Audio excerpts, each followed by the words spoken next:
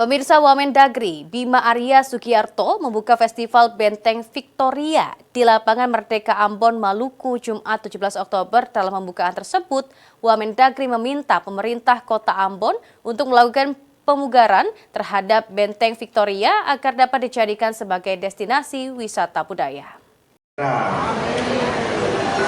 Pak Gubernur.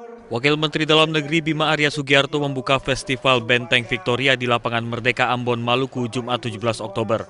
Wamendagri Bima mengapresiasi Festival Benteng Victoria karena festival ini menjadi bentuk kolaborasi antara pemerintah dan masyarakat untuk memanfaatkan kawasan Benteng Victoria sebagai ruang ekspresi budaya. Bima meminta pemerintah Kota Ambon untuk melakukan pemugaran terhadap benteng tersebut karena Benteng Victoria merupakan aset budaya dan wisata luar biasa yang dimiliki Kota Ambon. Ambon dan Maluku ini punya modal budaya dan sejarah yang luar biasa. Ini modal utama untuk bisa membangun peradaban dan juga meningkatkan kesejahteraan. Tapi ini semua perlu berkolaborasi. Tidak hanya Pemkot sendiri, tapi harus didukung oleh provinsi, oleh kementerian terkait, ya. Dalam hal ini Kementerian Kebudayaan, tetapi juga nanti harus ada peran dari pekerjaan umum misalnya ya untuk melakukan penataan atau revitalisasi.